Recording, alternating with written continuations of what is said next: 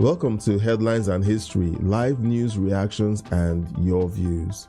We're about to go live soon, so grab your spot and get ready for a sharp, balanced take on today's biggest news stories with a dash of historical insight. Stay tuned. Each week, we tackle the headlines that matter: politics, economics, global events with a balanced lens. We'll react live, tie today's stories to historical moments, and spotlight your views in the chat. From trade talks echoing the 1990s to crises recalling 2008, we're here to unpack it all. Your voice drives the show. Share your thoughts or historical parallels in the live chat, and we'll dive into the best ones. It's news, context, and community all in 1 hour. We're moments away from launching Headlines and History. Stick around for live reactions, historical nuggets, and your chance to chime in. Hit the notification bell, prep your comments, and let's make sense of the news together. See you soon.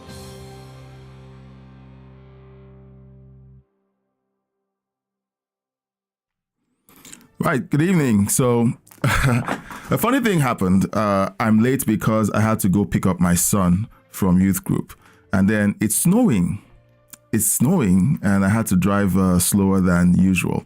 But welcome back for this evening's edition.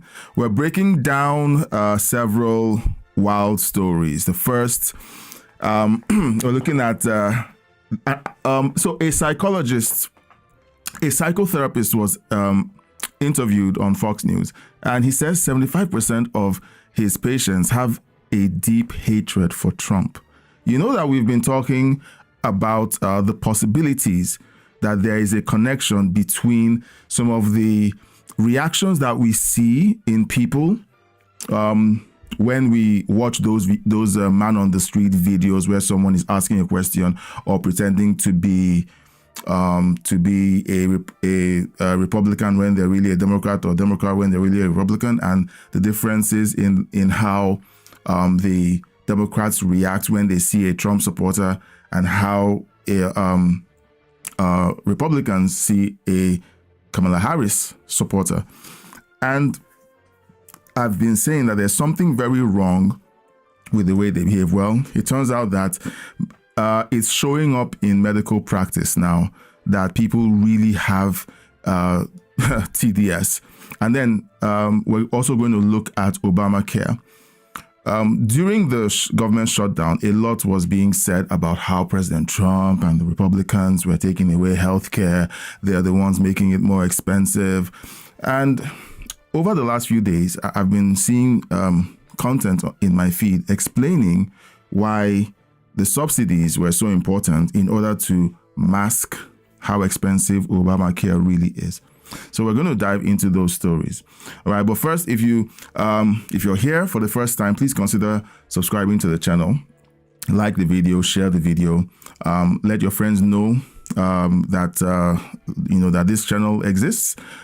We try to present you with the news without all the drama and all the rage bait. We want to have calm, collected conversations. And even if we disagree, okay, we can still agree to disagree, shake hands, and move on. So, and then while I'm going through the stories, feel free to put your thoughts in the chat. I read every single chat that is sent, so I don't make any distinctions.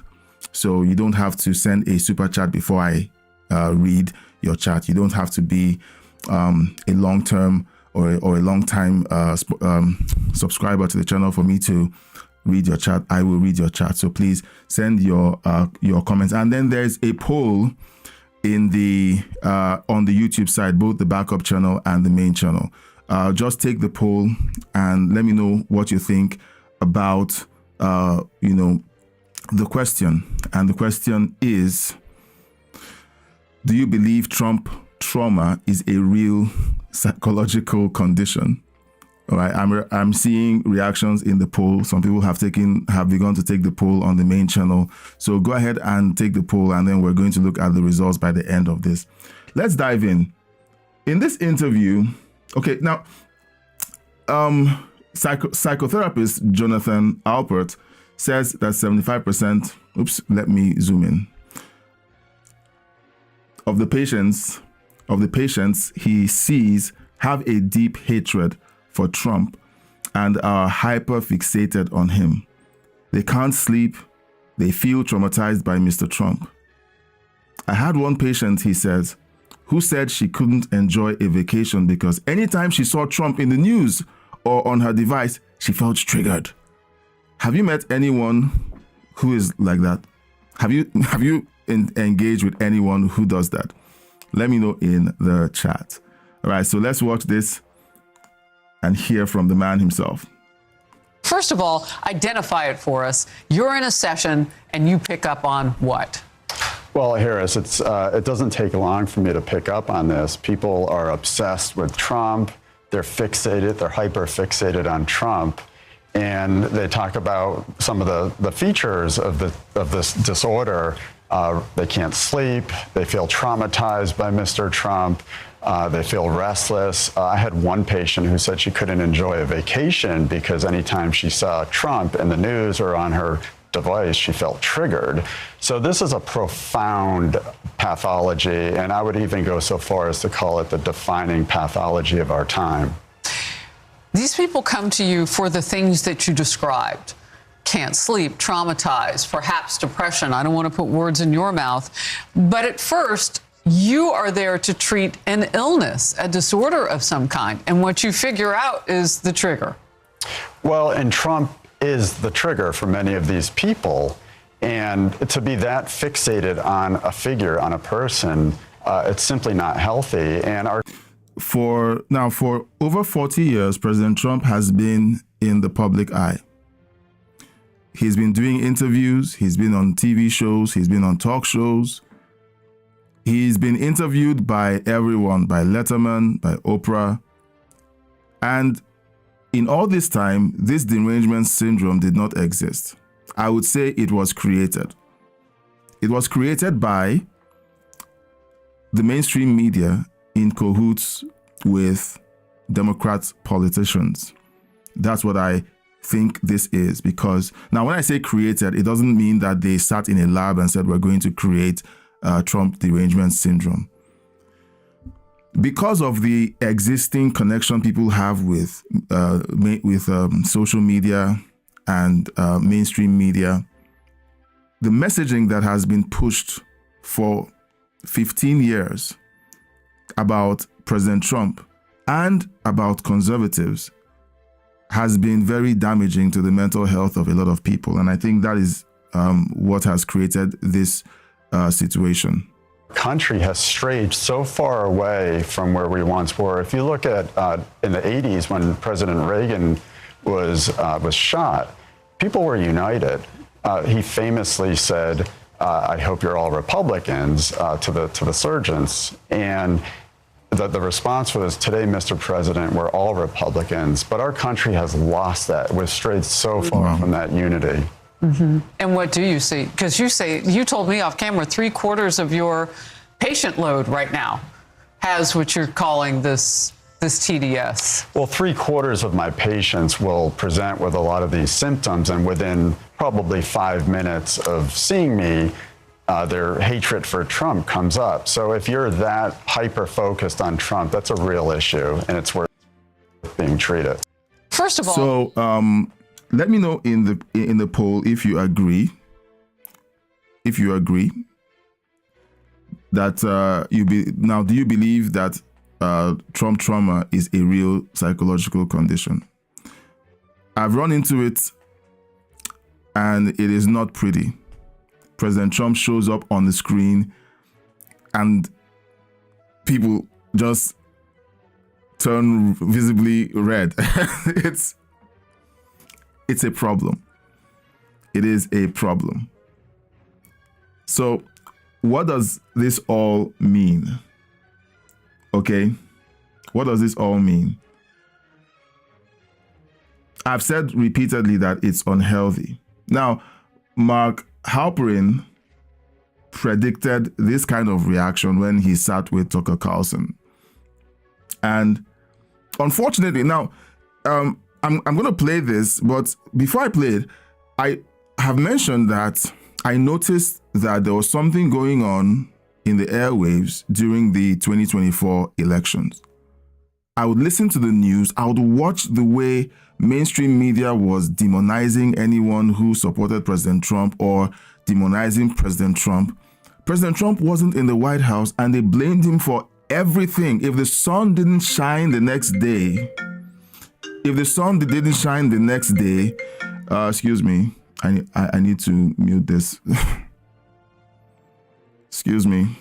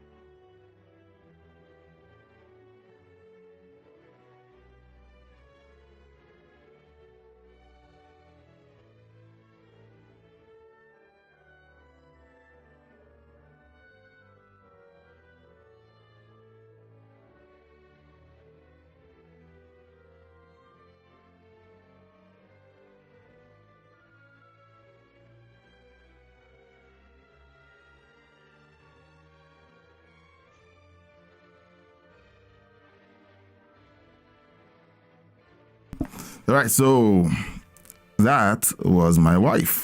And whenever your wife calls, you answer. All right, so I found that during the elections, every time I watched mainstream media and the language and the signals that they were sending out there, I realized that subconsciously I was getting visibly upset. I would get really upset, enraged, and it was affecting my mental health. And so I figured out a way to kind of compartmentalize all of the insanity that I was seeing online. And when I figured it out, I said, okay, maybe I should do this on my podcast instead. And that's how I switched from talking about other things to talking about news and politics. And I see that there are a lot of people who haven't learned how to compartmentalize things. They are sold on the signals that they are receiving from mainstream media. And we have to learn how to understand that these are manipulation tactics. They are. There's a serious mental health crisis right now in the world, and it is not just in the United States, but globally. Because when you watch how the BBC stuck their finger into the American political system by editing a speech that President Trump made on January 6th and made it look like he was a monster and wanted to overthrow the government, and people still believed that that was what he did.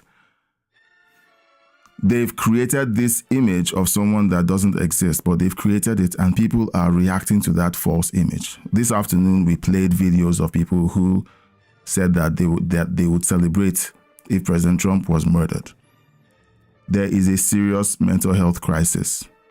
TDS, we've laughed about it, we've joked about it, we've ridiculed people who seem to have that reaction to President Trump. Even over here in Canada, it is bad. It is bad. I'm driving down the highway and someone plants a flag in front of his driveway, F Trump, in Canada. It is a serious issue. So let's listen to this video. Now remember, if you're watching and you enjoyed the content, please consider subscribing if you haven't. Like the video, share the video, and consider supporting us with a donation if you can. But the most important thing to me is you watching and engaging in the chat. Okay, the chat is free. I don't require a super chat to read your chat. So go ahead and just let me know your thoughts in the chat. Let's say Trump wins 3 weeks from today. Mm-hmm. What happens? The Democratic Party is, as you said, a lot of Democrats, maybe the majority, believe that Trump becoming president again is the worst thing that ever could happen. So how do they respond to that? I say this not flippantly. I think it will be the cause of the greatest mental health crisis in the history of the country. Okay. I don't. Now he said this last year before President Trump won the election. I think tens of millions of people will question their connection to the nation, their connection to other human beings, their connection to their vision of what their future for them and their children could be like. And I think that will be require an enormous amount of access to mental health professionals. I think it'll lead to trauma in the workplace. I think there'll be some degree of Are you being protest. 100% serious. 100% serious. I think there'll be alcoholism. There'll be broken marriages. There'll be yeah. They think There are videos out there of people who have left their marriages because their spouse is a Trump supporter. There are literally broken homes because people are taking this too seriously. I've said during my live streams that if, with the Epstein situation, I've said if President Trump is implicated, he has to answer for his crimes. But you don't see the same self-awareness on the Democrat side. You don't see it. It's like they can't let themselves think in light of common sense and right and wrong. If you ask them if this Democrat leader was in the Epstein files, or if the other one was in the Epstein files, there will be such a hypocritical response to that question that you wouldn't believe that you're speaking to a rational person. I think he's the worst person possible to be president, and having won by the hand of Jim Comey and Fluke in 2016, and then performed in office for 4 years and denied who won the election last time, and January 6th, the fact that under a fair election, America chose by the rules pre-agreed to Donald Trump again, I think it will cause the biggest mental health crisis in the history of America. And I don't think it will be kind of a passing thing that by the inauguration will be fine. I think it will be sustained and unprecedented and hideous. Yeah. And I don't think the country's ready for it. So mental health crises often manifest in violence. Yeah, I think there'll be some violence. I think there'll be workplace fights. He said this last year before Trump won the election. We've already seen violence with Charlie Kirk's assassination. We've seen violence with what's going on with the TPUSA events, where Antifa stands outside of the events and they rail at people who just want to be left alone. We did cover the story of one Trump supporter being bloodied by an Antifa militant at one of those events. So what he's saying is shocking, and it's crazy that we're having this conversation today. Shouldn't we be more civilized today than we were back in the 60s? Shouldn't we? But it seems like we've begun to degrade into barbarism. This is the kind of insanity you see in very backward countries, but you're seeing it in the United States. Be fights at kids' birthday parties. I think there'll be protests that will turn violent. I hope they're not, but I think there will be some. But I think it will be more, it'll be less anger and more a failure to understand how it could happen. Like the death of a child, or your spouse announcing that your wife announcing she's a lesbian and she's leaving you for your best friend, like something that's so traumatic that it is impossible for even the most mentally healthy person to truly process and incorporate into their daily life. I hope I'm wrong, but I think I think that's what's going to happen for tens of millions of people, because they think that their fellow citizens supporting Trump is a sign of fundamental evil at the heart of their fellow citizens and of the nation. That's how they view it. Well, that's very heavy. Yeah. So that's. I have experienced that irrational hatred of Trump to the point where I've seen people who have no connection to United States politics other than they watch it in the news and they just hate Trump. They hate him. I have family members who are that way. They hate Trump. And I'm like, why do you hate him? And the things you hear are things that are parroted from mainstream media. It's crazy. Let me know your thoughts in the chat. Okay, as always, we will be reading your messages. We're not gatekeeping with super chats. We're not. So we will read your message. Now, there's this video. It's a funny video. All right. So this video says, I hear the only treatment for Trump derangement syndrome is a brain. Right now, it's a tongue-in-cheek. It's a tongue-in-cheek comical statement, but essentially, all you need to do is think. Think for yourself. Else, they're going to make you do things and say things and break relationships that shouldn't be broken. Now, let's watch this and just have a laugh, because if we just end this segment with a dour, oh my goodness, it's the end of the world, that wouldn't be very good for any of us. Now, we're going to talk about the other thing, but let's just look at this. Let's sandwich two very serious conversations with some lightheartedness. How has the election made you feel on a scale from 1 to 10, with 10 being Nazi? My name is Dr. Nick Peterson, and I specialize in those suffering from TDS, Trump derangement syndrome. Hello, I'm Dr. Peterson. How are you? Well, Donald Trump is a felon. Nope. I asked how you were doing. The majority of Americans can mentally handle election results on both sides of the aisle. However, there's this small, albeit growing, group of, I don't want to say Americans, but people that are just disconnected from reality. Fascist. And honestly, it makes diagnosing these people a whole lot easier. I just check their social media. Gone are the days when you just search your symptoms on WebMD at home by yourself. Now they record their symptoms and post them for the world to see. The haircut is also a dead giveaway. So, what brings you in today? Oh, I don't know. Maybe it's the orange democracy-destroying, Putin-loving dictator. All right, so mental illness. They are completely blind to the fact that their absurd actions and ideologies were a big factor in their party's loss.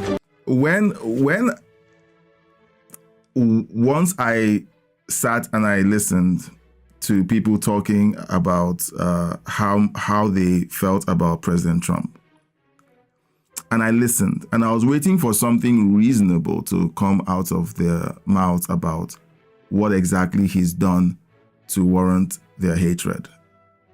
And there's nothing reasonable to it. People have essentially been manipulated into hating a man that they may never meet. And even if they meet him, they would not be able to get the benefit of a friendship that could essentially change their lives, because they've been told that you have to hate this guy. I've always asked the question about President Trump and his relationship to Democrats and with mainstream media. And the question has always been, what's changed?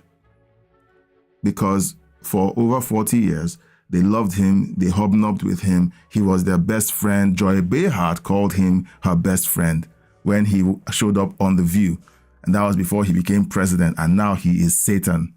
What's changed? It's all hypocrisy.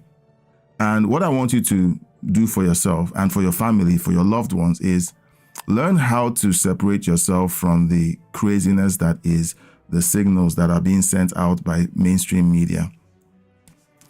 Okay, because if you don't, you're going to get corralled into a group of people, whether you're on the left or you're on the right. You're going to get yourself corralled to become a part of a group that essentially attacks anyone who doesn't agree with you because you don't like President Trump. You do need to break away from the hypnosis. I think the world has been hypnotized, and we need to kind of call it out. We need to recognize it. And that's why whenever I go through these things, and let's say I'm going through an interview, I stop at certain points when there's a trigger word or a trigger phrase that is being used to lead you to react in a certain way.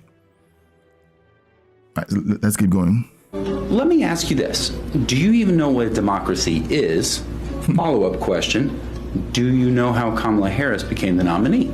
I know you're a deplorable Nazi fascist bigot. Okay, neat. Turns out that calling half the country Nazis for 4 years was not a winning strategy. And yet somehow, not even Cardi B could save them.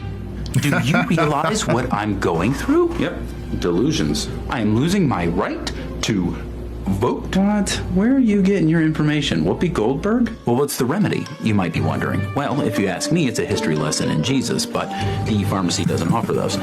I prescribe them a brain, and I send them to tryabrain.com for more information. Well, I'll show you. I'm moving to Canada. That'd be great. And I'll be shaving my head. Oh, that's... no. And one last thing. I'm going on a sex strike. You're lost. Oh, no. Guys, what do you think about that? That's hilarious. I saw that and I said, well, I guess I'll share it with you guys. We're living in an upside down world, and now we have this of showing up in the clinics. We're seeing it showing up in the clinics. What do you think of this story? Let me know your thoughts in the comment section. We're jumping into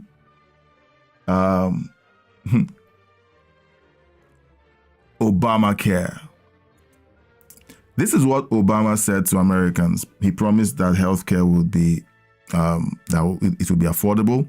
It wouldn't be a cent more expensive than it was before Obamacare was voted in. Let's listen to his spiel, because he did this and sold it. Obama, the slick salesman, the slick oil salesman, snake oil salesman, that everyone, he was the black Jesus of the Democrat Party. And sadly, I was one of those who was like, "Yay, black man, finally, president. America is where it's meant to be in the world." And then I was one of those who had to eat his words, because Obama turned out to be a total disaster. So here he is trying to sell Obamacare. Now we're going to look at all of the things that were promised by Obamacare. Then at some point, Obamacare failed, and guess what happened? The Democrats began to try to pin it on the Republicans. So let's listen to this. Please remember, you can subscribe, like, and share, and send us your thoughts in the chat. Okay, the chat is active. This is live. I want to know your thoughts, and I want to connect with you in the chat. We will keep this promise to the American people. If you like your doctor, you will be able to keep your doctor, period. If you like your health care plan, you will be able to keep your health care plan, period. If you like your doctor or health care plan, you can keep it. Nothing in this plan will require you or your employer to change the coverage of the doctor you have. The only change you'll see are falling costs as our reforms take hold. If you like your health care system and your doctor, the only thing reform will mean to you is your health care will cost less. I will not sign a plan that adds one dime to our deficits, either now or in the future. It is a just to interject, okay, I'm sorry to break into this, but I'm watching him. I don't like his policies, and I don't like what he stood for during his presidency. I've told stories about his impact on Nigeria and so on. But when I would look at him, I don't break down in hives. I don't get upset, and I don't see red.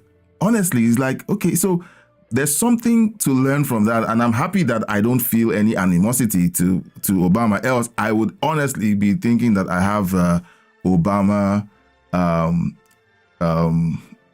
What was that? TDS is what? Trump derangement disorder, Obama derangement disorder, or anyway, whatever. Let's keep going. I'm rambling. That will not, I repeat, will not add to our deficits. There will be a provision in this plan that requires us to come forward with more spending cuts if the savings we promised don't materialize. Because it is paid for and curbs the waste and inefficiency in our healthcare system, this bill will help reduce our deficit by as much as $1.3 trillion in the coming decades, making it the largest deficit reduction plan in over a decade. Will actually reduce the deficit by $4 trillion over the long term. Healthcare reform must be and will be deficit neutral in the next decade. We have built into law all sorts of measures that in the years to come, healthcare inflation, which has been rising about 3 times as fast as people's wages, is finally going to start slowing down. We'll eliminate waste, fraud, and abuse in our healthcare system, but we'll also take on key causes of rising costs, saving billions while providing better care to the American people. Reducing the waste and inefficiency in Medicare and Medicaid will pay for most of this plan. We've estimated that most of this plan can be paid for by finding savings within the existing healthcare system. So promises by Barack Obama. We've like, it's just more of this going on and on and on. But in the end, it was all a sham. Now here's Nancy Pelosi. Nancy Pelosi talks about Obamacare in 2010. And she says, we have to pass the bill so that you can find out what it is. Like, she's essentially telling the American people in this interview, the only way you find out about this bill is when we pass it. Like, this is how they were passing bills back in the day, before the advent of X, where Elon and a bunch of people would have to go through the bill and let you know, look, here's what's really in the bill. They claim that it is about healthcare, but there's so much more that was in the bill that Americans didn't know about, like essentially doubling your healthcare and sending tons of cash to insurance companies. Meanwhile, if you were handling your own healthcare yourself, you would be paying a fraction of that cost. It was essentially enslaving the American people to big pharma and to big insurance. That was what Obama did to the American people with Obamacare. So let's listen. But then you said this in March of 2010. Watch. But we have to pass the bill so that you can find out what is in it, away from the fog of the controversy. And hasn't that idea that you have to pass it before you know what's in it, isn't that really the problem as you look back on it? That there was such a rush to get this done, no Republicans voting for it, and now there are unintended effects of this that were foreseen at the time that you couldn't know the impact of it, and now this is coming home to roost. No, what I was saying there is we have a House and a Senate, we get a bill, we go to conference, or we ping-pong it, and then you see what the final product is. However, I stand by what I said there.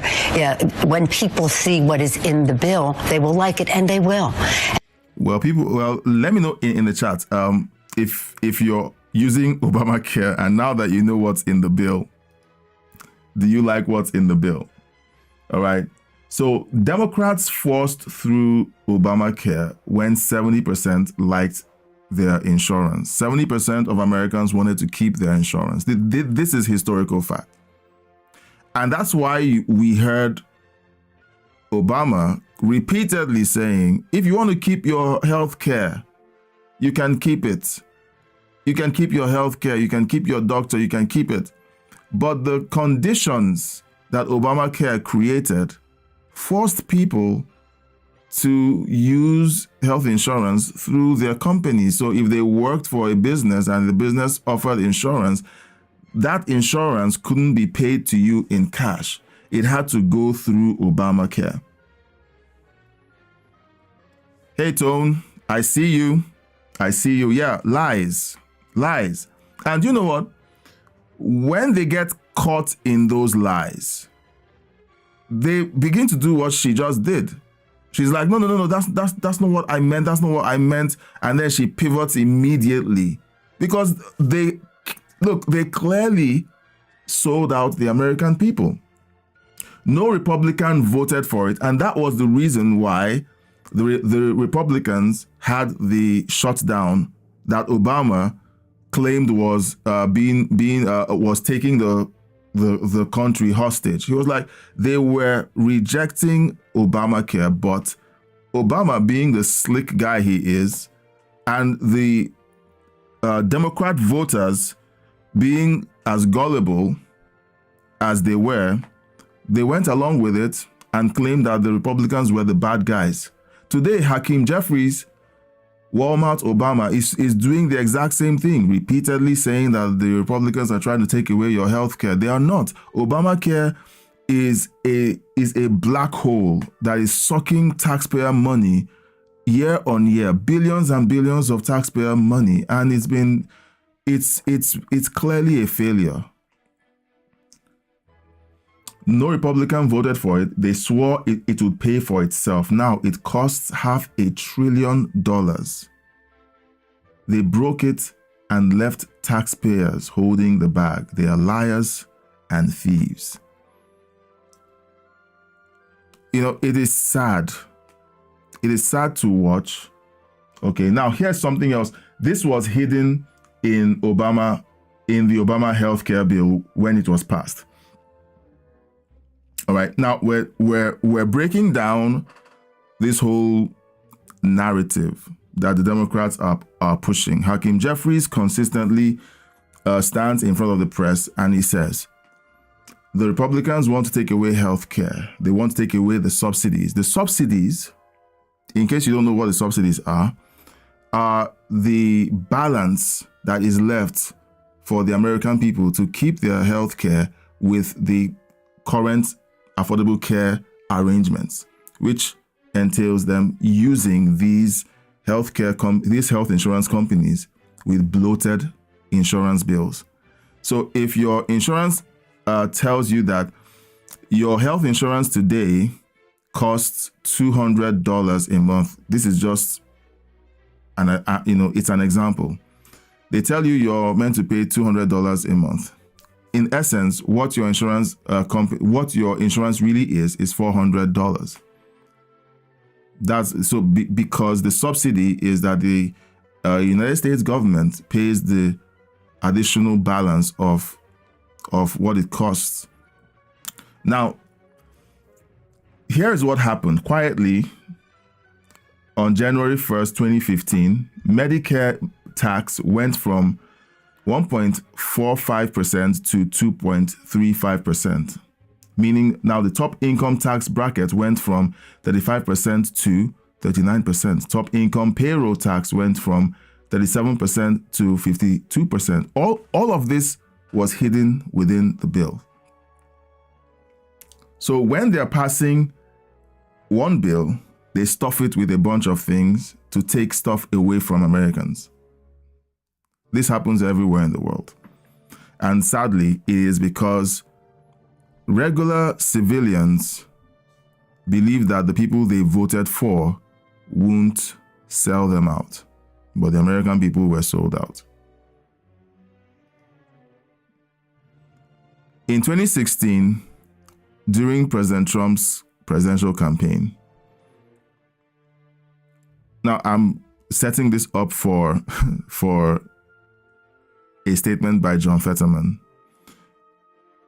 Obamacare premiums have been unaffordable since day one, and Democrats have tried to blame Republicans for their policy failures. In this clip from 2016, Democrats blame the 22% increase on Republicans' failure to repeal and replace Obamacare, then complains that Republicans have tried to repeal Obamacare 60 times. This is the shell game that Democrats have been playing.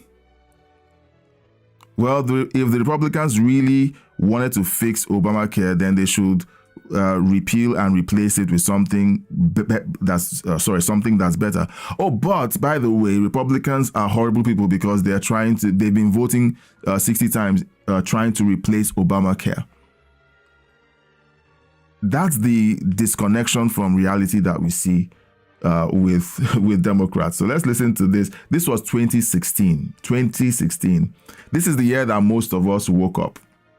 We saw the insanity and we woke up. Obamacare. Angela, this is not what the Democrats had hoped to be dealing with 13 days before the election. The broken promises of Obamacare. President Obama said your premiums will go down. Now we know that next year premiums on average are going up across the country 22%. This is something that certainly Donald Trump has been bringing up and that Hillary Clinton will have to tackle. Yeah, I think it's not just Hillary Clinton who has to tackle this, it's also Congress. The reason we are in the position that we're in right now, frankly, Allison, is because Republicans fell short of their promise to repeal, which is what they said they wanted to do, and replace. But that's not what, hold on a second. President Obama promised that if it were passed, premiums would go down. So that has nothing to do with Congress. They passed it, and premiums are going up. I hear what you're saying, and I would say as someone who was a former Congressional Hill staffer, come Capitol Hill on. staffer. So this didn't start yesterday. This credentialism where it's like, as someone who is this, as someone who's seen that, as a black person, as a veteran, it's all rubbish. The credentialism, once someone opens up a statement by saying that everything, as far as I'm concerned, everything else that they say is BS. And that's me. As soon as I hear it, now I told you that I'll show you how to do this. In case you don't know, just in case you don't know. Not that you don't know, but in case you don't know, I'll show you how to do it. Whenever you hear these framings of or the phraseology of credentialism, you just pick it up and know they're trying to lull you into a sense of complacency. Just, okay, they know what they're talking about. I can trust them, trust me, bro. I'm qualified to do this for your own good. Don't think about it. We're here thinking about how to make healthcare as affordable for you as possible. I actually know what happened in this process. And the fact of the matter is, Obamacare was never a perfect solution. It was put in place, and I think President Obama, in good faith, said this, thinking that Republicans would act in goodwill on behalf of the American people to ensure this would in fact be the case. Instead, they tried to... Sorry, how can... if you have any idea what on earth she's talking about, let me know in the chat. How is Obamacare, which was promised by Obama to never become more expensive, to never raise the health premiums of the American people by $1, suddenly the fault of the Republicans because the Republicans didn't do what? I'm trying to understand what she's trying to say. This is the shell game that Democrats continue to play. They poop the bed, and then they blame the Republicans and try to force the Republicans to eat the poop. Because that's their strategy. It's been their strategy for decades. They create horrible policies. They guilt conservatives and Republicans into going along with the bad policies because they tell everyone that if this policy is not passed, people will die. People will experience this catastrophic loss. And they continue doing this. And when the Republicans saw the insanity that was Obamacare and attempted to stop it by shutting down the government, it's not a strategy that I agree with, but it was like a nuclear option for them, like this is a bad idea. They tried to let the American people know that this was a bad idea. But as far as they were concerned, as far as the American people were concerned, the Republicans were the problem. Right? It's like a child who insists on eating candy every night, every day, every night, and the parents are saying, "Look, this is bad for you. It's bad for you. Don't eat it." And then in the child's eyes, in their mind, the parent is a problem. And I guess the American people today are finding out. Sadly, maybe the Republicans could have done more to prevent this from happening. But you know what? They would have been painted as the villains because, they are the racists who don't want to allow the first black president transform healthcare. That was the narrative. A friend of mine kept telling me, that I should have seen the reports on Fox News, the racist reports that, things they said about Obama and everything. And you know what? Right now, I don't believe a word he said about that. I do not believe a word he said about that, because when you look back and you see the things that Obama was trying to push through, Obamacare being his it was like his magnum opus, the big thing that he created, nicknamed after him, and we can see how it's turned out for the American people. It is insane, and it's sad to see. Heal Obamacare 60 times. Okay, so she said, yeah, you guys tried to repeal Obamacare 60 times. Now, let me know in the chat, after watching all of this insanity, what you think. Because now here's another Democrat. This is March 21st, 2024. President Biden is the president of the United States.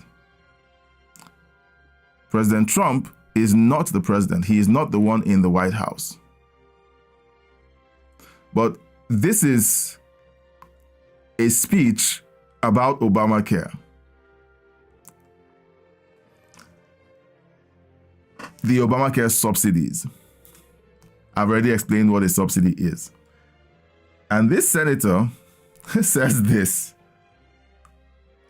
We saw the uninsured rate spike in Trump years, and that was by Republicans' own design. And now, despite how painful that was for families, Trump and Republicans are gearing up to do it again. Millions of families are saving thousands of dollars. So she's blaming President Trump, who isn't in office, for the spike in health care.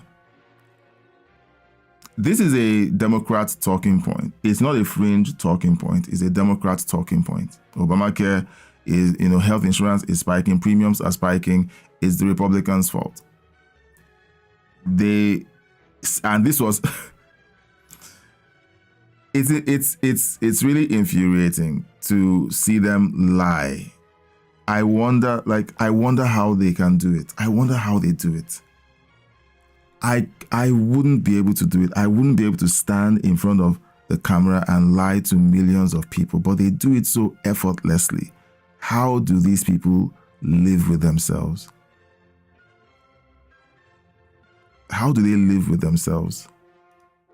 On average, these families are saving over $500 a month on their premiums. But unless Congress takes action, the health care tax credits will expire at the end of 2025. Right now, we have millions of people saving thousands of dollars a year on health care because of the tax credits that Democrats passed.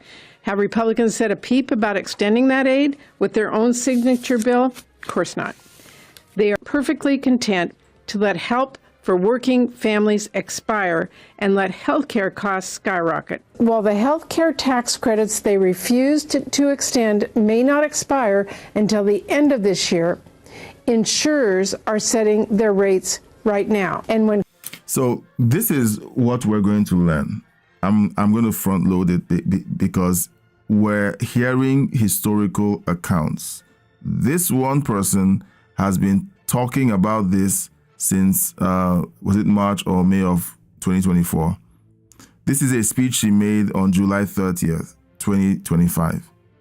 And she keeps going on, accusing the Republicans of not doing enough to ensure that the tax credits don't expire. Now, the question that our Americans, most Americans, and mainly most Democrats don't know, the thing they don't know is it was the Democrats who set the expiration date.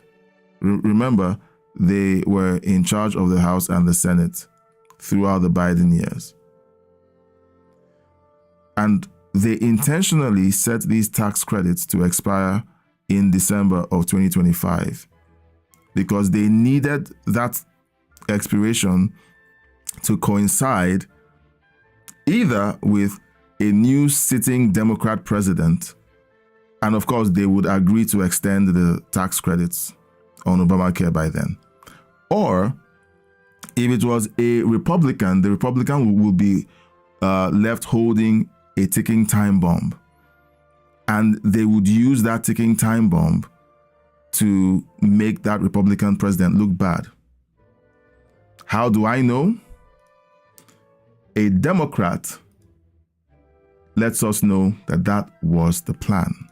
John Fetterman, and let me just read the caption. John Fetterman blows up the Democrats' lies about the expiration of Obamacare subsidies. Now let's hear what he had to say. It's a very short statement. To people that are watching, it's like the Democrats. We designed these to expire at the end of the year. This wasn't something the Republicans are taking. It's like, that's how we designed this. He says exactly what they planned. Everything we're watching with Obamacare. Now, let me know in the chat what you think. All right, I'm looking at the poll, and currently we have 50-50 on the poll. Do you believe Trump trauma is a real psychological condition? And we have yes, people are genuinely obsessed, and then no, it's media-induced hysteria. And I think it's a bit of both. I think it's both. I think it's both. All right, so before I close the poll, let me know your thoughts in the chat. Let me know your what you think in the poll. So the Democrats set up these tax credits to expire because they needed the next president. To people that are watching, they needed the next president, if he was Republican, to be left holding a ticking time bomb. And once you begin to see these strategies, it's easy for you to know that you're being toyed with. You're being toyed with. This makes no sense. It shouldn't be happening. You're being toyed with. Okay. Now, what does all of this mean? Right? What does all this mean? Everything that the Democrats have said about Obamacare so far, and everything that we continue to hear from people like Chuck Schumer and especially Hakeem Jeffries about how the Republicans have been positioning themselves to prevent the American people from receiving affordable care appears to be lies. They are lies that have been spread repeatedly. It's on repeat. People keep hearing these lies on mainstream media. They believe these lies, and they believe because every chance they get, they say that President Trump is telling the Republican leadership what to do, which essentially President Trump is the head of the Republican Party, so that's fine. It has some element of truth to that. However, what they fail to let you know is that they were the ones who set up all of these trigger points, all of these points of failure in order to make a sitting Republican president look bad. And they would blame the Republicans for the failures of their policies. None of these policies have worked. Obamacare has not worked. Obamacare has not worked. It has failed to do what was promised. Now, is a policy failure like this unforgivable sin? And I just want to say this because, I could leave it there and leave you angry, but I don't want to. I want to leave you enlightened and leave you level-headed because the best way to tackle this is to be level-headed. If one party gets you angry over the other, no matter who you're looking at, it is a serious problem because either party can use you as a tool. They can use you as a tool against their opponents. and then eventually you find out that you were simply being manipulated. You were being used. You were being manipulated to do these things.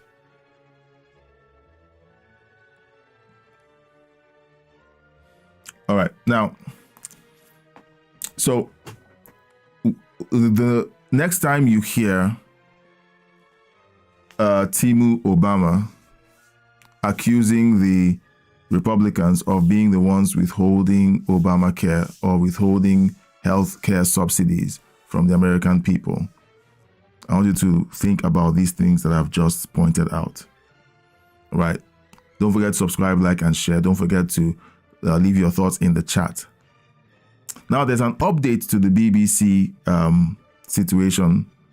President Trump. Now, remember, President Trump has threatened to sue the BBC if they do not issue a full, complete retraction of the smear that they made against him, by claiming that the January 6th speech that he made it was done to incite the people. They spliced the speech in such a way that made it appear like President Trump was telling the crowd, egging them on to attack, to storm the Capitol. And that was a lie, and they've been caught. Now, BBC apologizes to Trump over speech edit, but refuses to pay compensation. I think it's game on. I think we're going to see a lawsuit. Or there's going to be some negotiating coming from the British government, because the BBC is subsidized by British taxpayer money. So essentially, this is a lawsuit against the British government. It's possible that it's either they come to a settlement and they eventually do what they're supposed to do, or there's going to be a lawsuit and then some diplomatic conversations in the back. And let me know what you think this is going to pan out to look like. On Thursday, the BBC apologized to Donald Trump, retracted the Panorama episode, and sent a personal letter to the White House, but refused compensation. BBC Chair Samir Shah said. A third-party production company spliced separate parts of Trump's January 6, 2021 speech, combining excerpts nearly an hour apart in the Panorama program aired days before the 2024 US presidential election. So the BBC attempted to influence the 2024 presidential elections by doctoring the speech that President Trump made in 2021, January 6th. You know, all this talk about Russian interference and all, this is British interference. We had a British member of parliament encouraging people to go to the United States to participate in canvassing for Kamala Harris. Like, it's mind-boggling, the hypocrisy that we've been exposed to over the last couple of years. Now they're trying to blame it on the third party. But someone in the BBC approved of it. Someone gave the brief to the third-party company to tell them what they wanted. So they can't get away from that easily. A leaked Prescott memo to the Telegraph said the BBC completely misled viewers, triggering more than 500 complaints and resignations by Tim Davie and Deborah Turnus. I think Deborah Turnus used to be the head of MSNBC. Can you see that connection now? Trump's legal team, led by Alejandro Brito, set a Thursday deadline and threatened a $1 billion lawsuit unless the BBC retracted and retracted, apologized, and compensated him. The BBC refused to pay, risking license fee funds. The controversy has drawn political scrutiny, with Prime Minister Keir Starmer urging the BBC to get their house in order, and the BBC probing a second possible misleading edit following the Telegraph reports. We've seen the second one. We played it last night, and it is definitely the same. So they had two of them out there. So this is just more of the same hypocrisy that we keep seeing with mainstream media outlets all over the world. Leftist media just want to push a globalist agenda. President Trump isn't biting on that globalist agenda. The first bill he signed, I guess, was the exit of the United States from the Paris Accords. He's not playing that game. And you see that once the United States left the Paris Accords, the entire thing collapsed. Once he left it, all the talk about carbon tax and everything collapsed. All right. So it's really interesting how these things play out, and we find out years down the line that we've been lied to. All right. So we have an update. This is an update to that report. I just saw it. I use Ground News to see a balanced view of the news reports. Trump says he will take legal action against BBC despite apology. On Friday, today, President Trump announced he plans to sue the BBC. Next week. Oh! I said that President Trump should have taken more money from the BBC. And now, because they've decided that they're going to push back, he plans to sue the BBC next week for as much as $5 billion, reaffirming his intent while on Air Force One. The panorama clip, edited for late-night broadcasts, created concerns as it gave the mistaken impression that President Trump had made a direct call for violent action. An internal memo earlier this month raised about the 6th of January 2021 speech.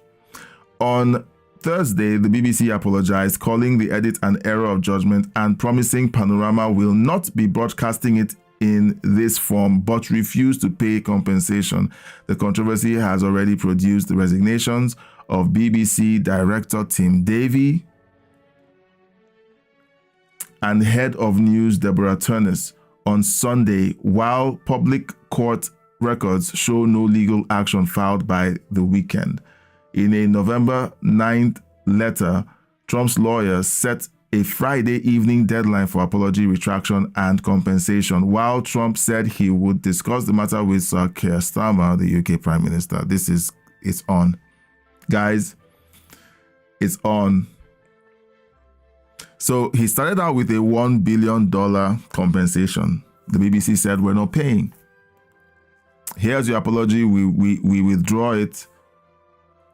If they had succeeded at doing what they were planning to do with poisoning the well, lying about President Trump, an acquaintance of mine believes what they did with that with the documentary, because he quoted it when he was arguing with me about my favorable disposition of President Trump. He said he's disappointed in me. And I was like, well, that's fine. And he kept bringing up January 6th and different things that had already been debunked. I was like, well, that's fine. And then finally, we see that all of this was edited. The people in Europe were lied to. Look, I have these very crazy comments in my comment section, and some of them are like, oh, President, the world is laughing at us because we voted a joker. And I'm like, why would the world be laughing at you when all of their leaders are kowtowing to the White House to try and get to they're coming to kiss the ring? How are they laughing at the United States? Clearly they are not. So people are so detached from reality. We just covered Trump derangement syndrome. It is an actual medical condition now. If you look at anyone and you have an overwhelming physical reaction when you look at them, you have a problem. The person you're having that reaction about is not the problem. You have a problem. And that's what we've seen so far. So it's on. The lawsuit has been the amount that the BBC is going to be paying has jumped from $1 billion to $5 billion. Guys, it's on. So let me know your thoughts in the chat. I want to read your thoughts in the chat. I want to know what you think about this situation. All right. I want to know what you think about this situation. Right, so I've gone through the stories. Let me know which of the stories made sense to you. Now, let's look at the poll. The vote is split. The vote is split. So the poll has 33% saying yes, people are genuinely obsessed. The second says it's a media-induced hysteria, and someone else jumps in and says they're not sure. All right, so let's know your thoughts in the chat about TDS. I'm going to put up another poll. Just give me a second. I'm going to put up another poll. Today is Friday, and this will be the last stream for the week. We're going to be, I think I should take off the entire weekend to get some rest, because we've moved from a single live stream every day at 12 noon Eastern, and we've moved to having 2 live streams every day, one at 12 noon Eastern and a second at 9 p.m. Eastern. So I had been processing this idea for several weeks now, or at least a week now, because I know that there's a lot of there are people who get to work during the day, and a handful of my supporters, my subscribers, my viewers, they watch the live stream while they're at work. And they engage and they chat, they try to, but I felt that it wasn't enough, because the live stream is meant to be an interactive event. We're supposed to have conversations, we're supposed to chat, you're supposed to give me your thoughts in the chat, and then my job is to respond, and we just have a back and forth. That is the power of the live stream.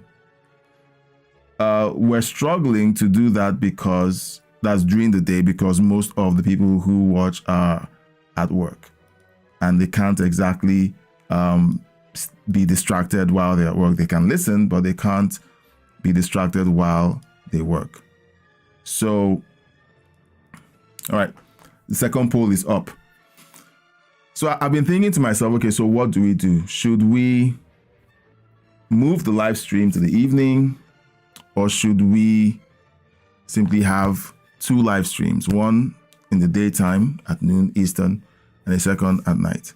And while I was discussing with my wife, I had an epiphany. I said, okay, we're going to do this 2 live streams, one in the daytime, one at night, every day. And it's going to be a lot of work.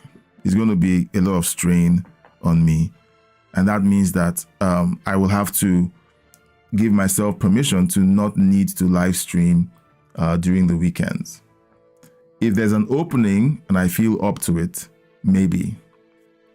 But if I'm going to be doing 2 live streams every day, and in the evenings, I have to figure out a way to wrap up whatever I need to do with my kids before they go to bed, and then have the live stream at 9 p.m. Eastern, then it means that I need to actually take the weekends off in order to give them more time and more focus. So that's the update that I wanted you to know. Now, let's get back. The second poll is up, and the question is anti-Trump hatred more emotional or political? All right, so I'm going to leave that up for a while, and I'm going to just take a look at what's going on in the world. What is going on in the world? Okay, so yeah, we're going to be wrapping up the live stream in a bit. So if you're watching, consider subscribing, liking, and sharing. If you like, oh boy, I'm just seeing more of this Obama content in my feed. It's just crazy. It is crazy. It is crazy. All right, so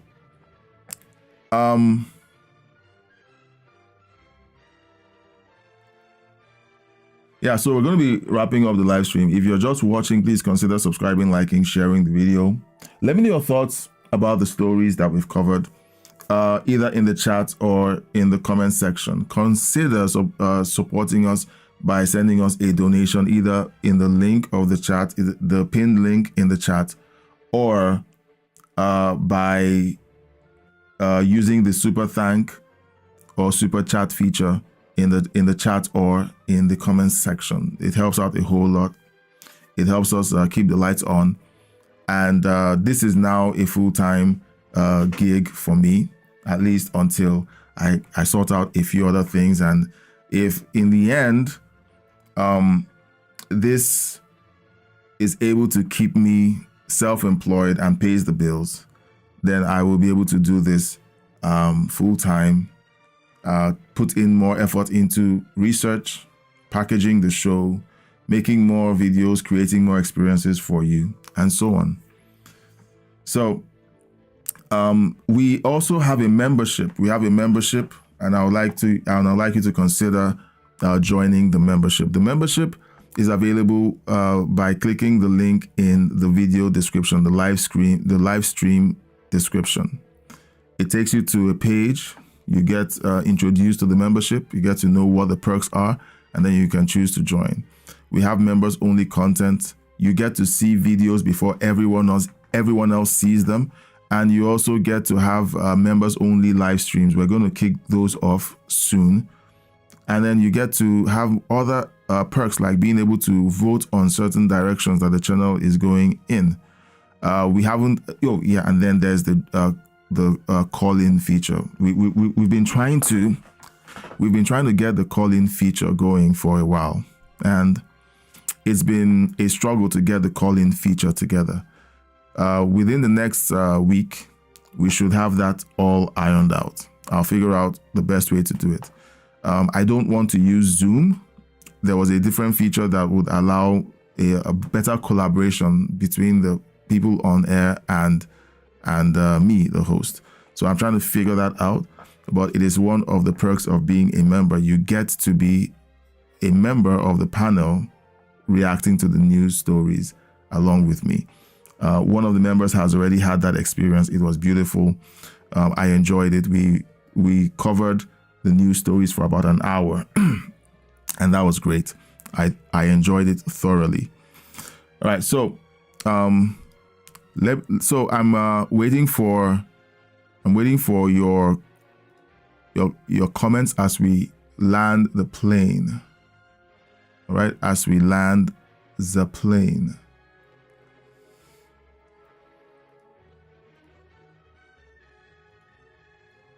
All right. So, so we identify these lies being told by mainstream media and the Democrats, and then we call them out. We need to recognize them so that we're not hypnotized and used as tools by these guys in power. It's really important that we do that. So whenever I cover the news, and this actually would let you know why I try to be very calm when we cover the news. The news is meant to excite you. It's meant to control you by making you outraged about something. And that's why news is packaged the way it is. It's meant to draw you in emotionally so that you're invested and then you react emotionally against or for something. We need to take a breath. That moment you feel enraged, that moment you feel angry about something, take a breath and then ask yourself the question, what are they expecting me to do? Why are they trying to get me enraged? Take a breath and then decide to dig deeper. Do your own research. Ask questions. We're living in an age now when you have tools that you can use to fact check everything that they're claiming, whether on the left or on the right. All the claims that they make can be fact checked. And you can decide for yourself how to respond or how to react to the claims that they've made. It's really simple. It's really simple. But is it easy? It's not easy.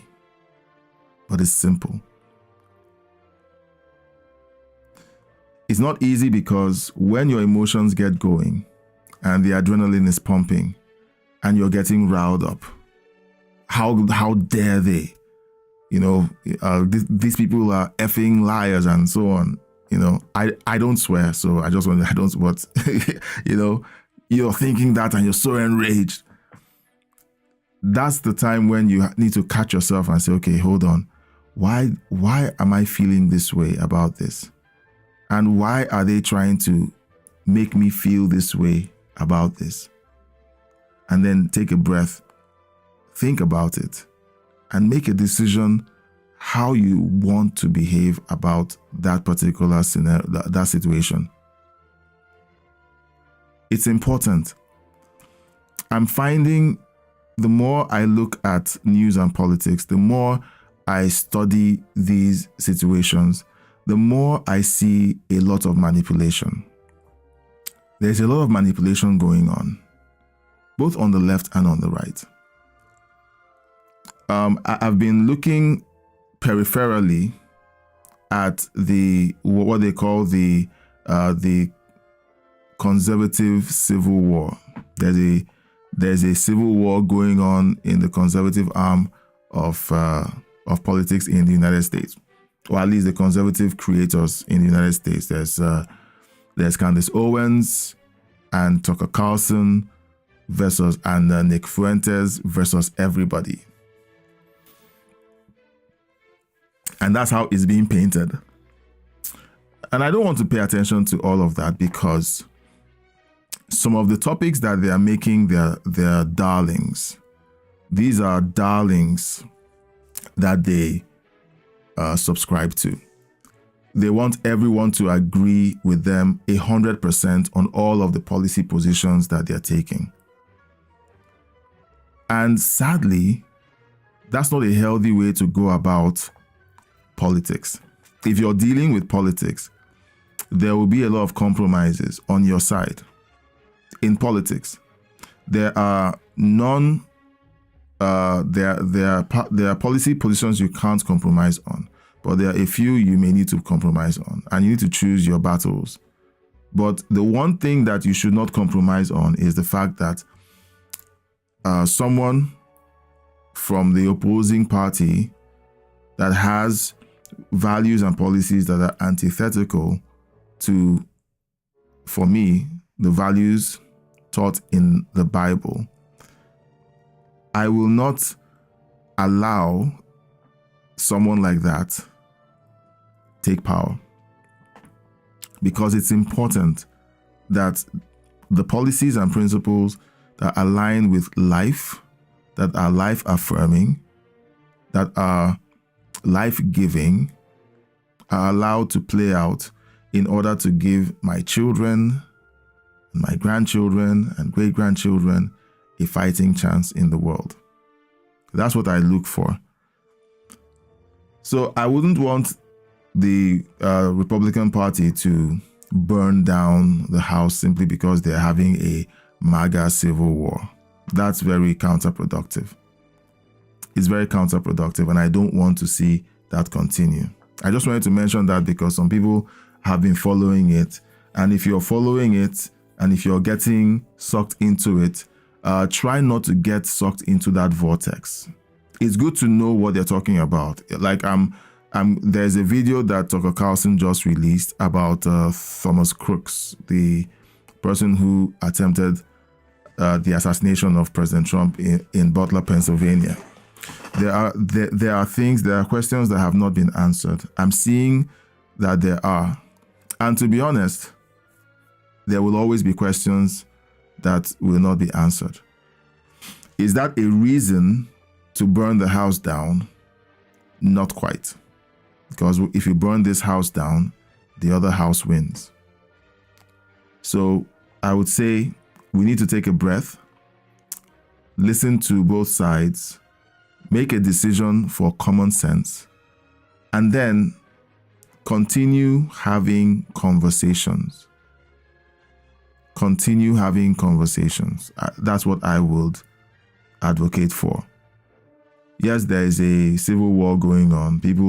Candace Owens has said some very sharp things, especially since the assassination of Charlie Kirk. However, I don't think it is wise to make this thing become a full-scale or a full-blown war within the conservative movement. If you've come across content that has insinuated that there's a civil war on the conservative side in the United States, let me know in the chat or in the comment section, and let me know your thoughts. What are the things that you believe drive the conversation? What is it about the objections being made that resonates with you or concerns you? I would like to know your thoughts. I'm going to watch that video. I'm going to listen to what they have to say. I've listened to snippets of the Tucker Carlson, Nick Fuentes interview, which people are up in arms about. How dare Tucker Carlson give Nick Fuentes a platform? Are we doing that now on the right, on the conservative side, where we no longer listen to people with differing opinions? Is that what we're doing now? Since President Trump took office, you now feel like, okay, it's time for us to start canceling people we don't like on the right? Or isn't it time for us to come together and have conversations? This platform, this live stream, is a forum for conversations. I've had members of my audience who push back at my ideas, and we have conversations. And you know what? We're still friends. We need to be able to have conversations. I can have a controversial position. I have said many times, I have spoken out my own controversial ideas about politics and immigration in the United States or in the West at large. I have very well-defined thoughts on certain things, but they may not be acceptable to everyone. Does that mean that since I don't agree with you, I should ban you whenever you post something I don't think I like?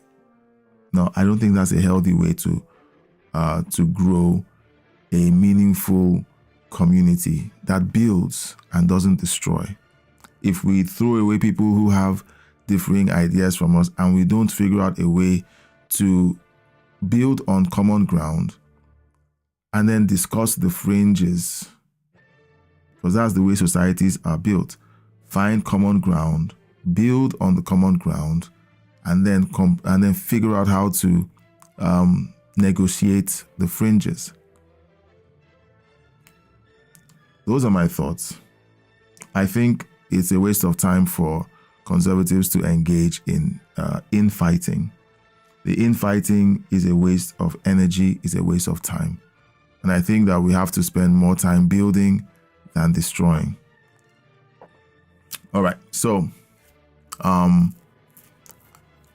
those are my thoughts about that topic.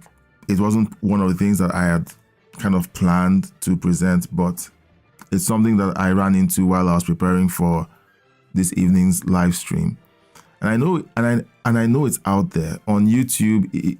If you watch me, it's possible that you follow conservative content and you would see things pop up in your feed about the conservative civil war going on.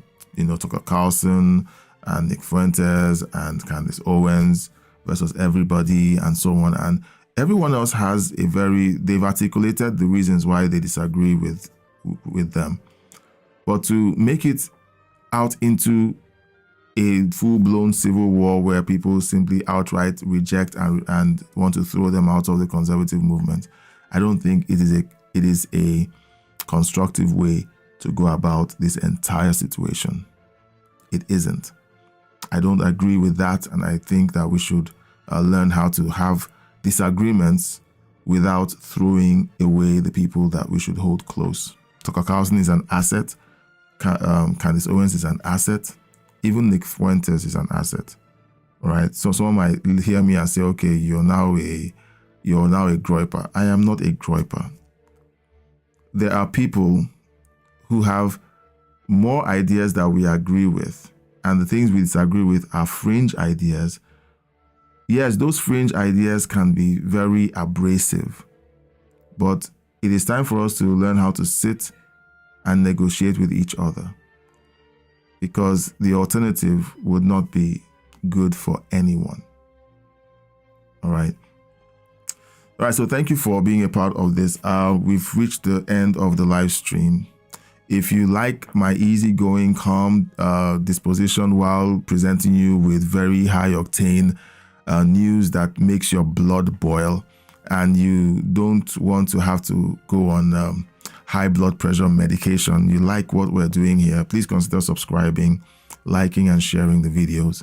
Consider supporting us by becoming a member using the link in the video description, or by donating by using the link pinned in the comment section, or by using the super chat feature in the chat. But you send us a donation, you let us know that you support what we're doing and you want us to stick around. Thank you so much for being a part of this. This is new, where we just start. This is our first Friday night live stream. We live stream twice a day now, Mondays to Fridays, noon Eastern to 9 p.m. Eastern. And I would love for you to set your calendars and join me here every evening as we go through what's making it in the news, and as we do some digging into any historical connections to these policies that we can learn from. Because to tell you the truth, the more I do these investigations and I learn from these things, the more I learn. This is a game to these politicians. It's a game. And if you take it too seriously, you make yourself a pawn in their game.